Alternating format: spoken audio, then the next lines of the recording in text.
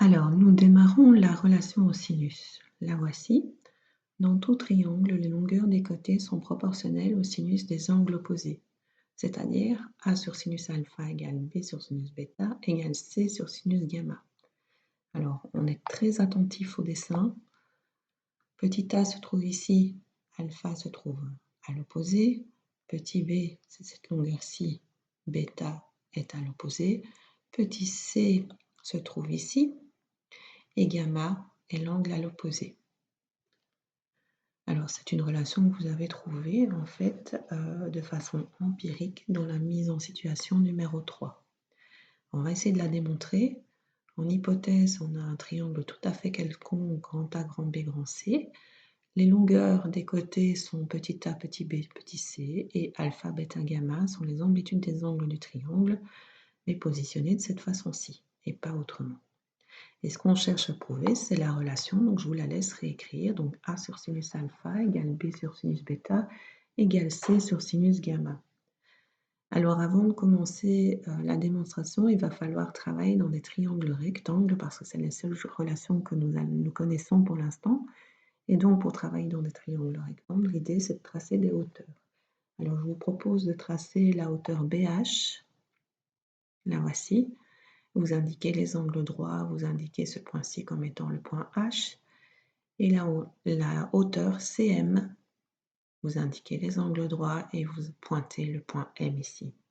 Alors ces hauteurs vont nous diviser le triangle de départ en, par exemple ici, ABH, un triangle rectangle, BHC, un triangle rectangle, et puis encore une deuxième fois, donc BMC, un triangle rectangle, et AMC, un triangle rectangle. Et la démonstration va tout simplement constituer à trouver ou écrire les relations SOHCAHTOA au niveau du sinus dans chacun de ces 4 triangles-là. Alors on va commencer par ABH. Dans ce triangle-là, c'est alpha qui est représenté en entier. Le sinus alpha, c'est égal à BH ici, sur C. On retient. Et on va travailler également dans BCH. BCH. L'angle qui est représenté de façon entière ici, c'est gamma. Donc sinus gamma, c'est égal à BH, à nouveau, mais cette fois-ci sur A. Donc on va aller voir, on a retenu ceci. Donc on a déjà travaillé dans la première colonne ici, on a travaillé dans ABH et dans BCH. Dans ABH, on a dit que sinus alpha est égal à BH sur C. Et donc on va pouvoir réécrire BH. BH est égal à C sinus alpha, ça vous est habitué. Dans BCH, on a écrit le sinus de gamma cette fois-ci comme étant égal à BH sur A. Donc BH, c'est égal à A sinus gamma. Donc on a une longueur BH ici qui est écrite dans le premier triangle, une longueur BH qui est écrite dans le deuxième triangle. Donc C sinus alpha, c'est BH, mais c'est aussi égal à A sinus gamma. Alors, on va se rapprocher tout doucement de ce que l'on veut prouver parce qu'on va réécrire ceci sous une autre forme. C sur sinus gamma est égal à A sur sinus alpha. Donc on s'est déjà bien rapproché de ce qu'on voulait prouver. Et puis on repart sur le dessin, mais cette fois-ci on va travailler avec les triangles qui se trouvent ici et là. Donc grâce à la hauteur CM. Et on va travailler dans ACM, donc le grand triangle rectangle ici.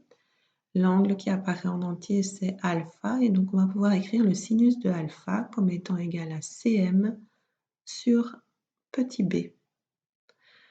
On retient, et on travaille cette fois-ci dans MBC.